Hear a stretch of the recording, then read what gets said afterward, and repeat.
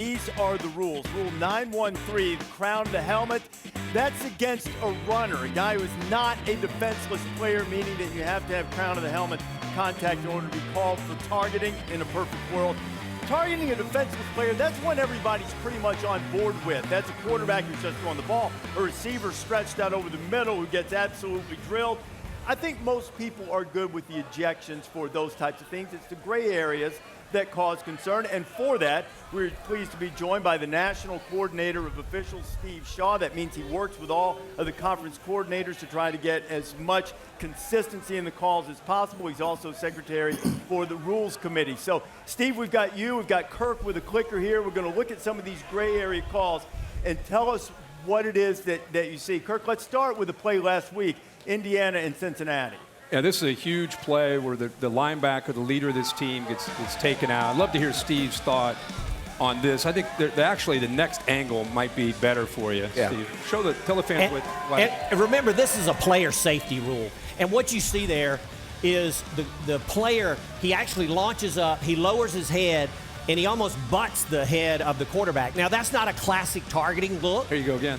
But here's a great shot where you can see he goes right into the head-neck area of a defenseless player. No coach teaches that as a tackling technique. That's targeting. Now, it's not the classic look, but when that player launches and lowers his head and butts him, that's a foul. How do you define forcible right there, though? Because there's not a lot of force behind that.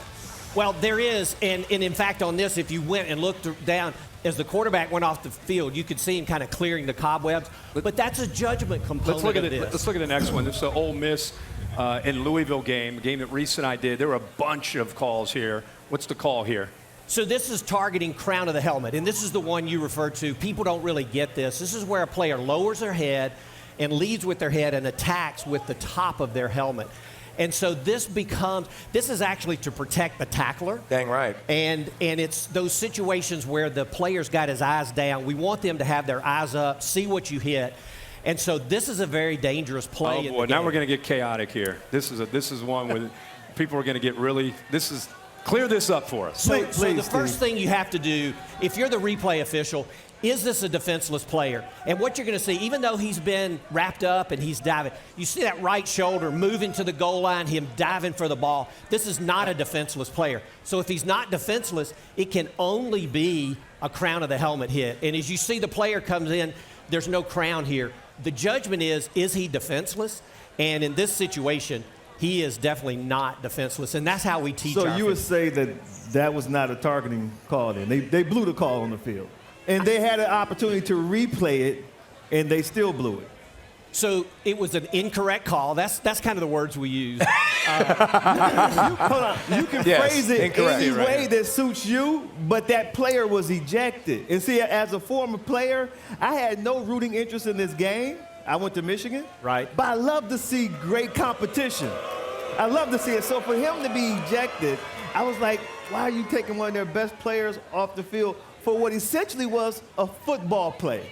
Right. So in this situation, if you go back and look at the season, we've had 60 targeting fouls that were confirmed. We've had 45 overturned. We've had another 15 that were reviewed that were initiated by the booth and not targeting. Correct. So there's going to be a human element in it and judgment. Yeah. We looked at 4 calls this week with all our coordinators for the year that have been incorrect. Okay. Let me ask a question I think a lot of people want to know. There's the numbers for you. You can see 75% of the fouls have been crown of the helmet, which is what you were just talking about, Steve.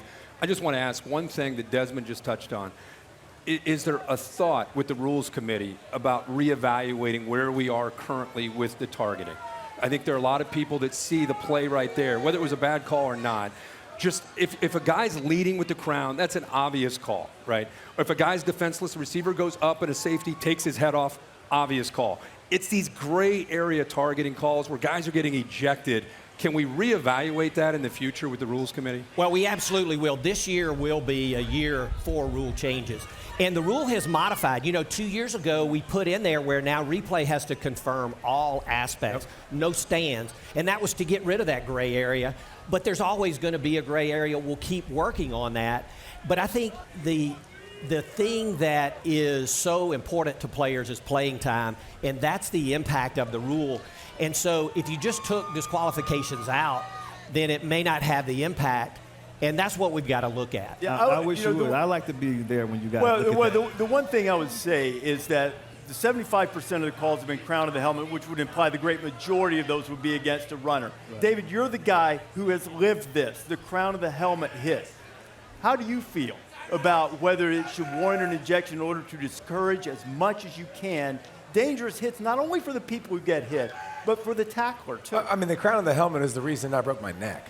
So, I mean, I can relate. I understand it. You put your crown of your head down and that's the reason I was in a halo. It's the reason I had surgery. It's the reason my career is finished. So I understand that completely.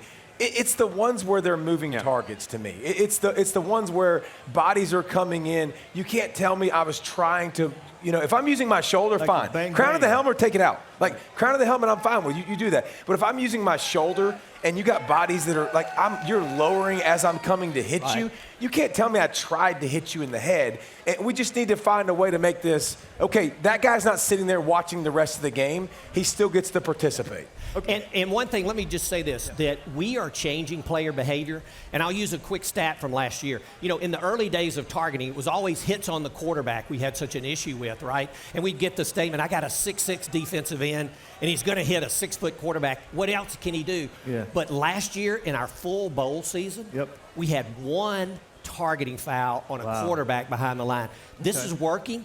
Now, the rules committee, to your point, we've got to find ways. Let's modify it. Let's make adjustments and still keep the player safety aspect, still Everybody keep wants that. working Exactly. on the player behavior, but make this where, nobody's going to love the targeting rule, but we'll continue to look at adjustments. What I'd really like to Good to see hear. is have a flagrant run, flagrant 2. Yep. First offense against a runner is an unsportsmanlike. If you do it twice, you're out. Defenseless players, you got to go. Got to make the game as safe as possible. Thanks for watching ESPN on YouTube. For live streaming sports and premium content, subscribe to ESPN+.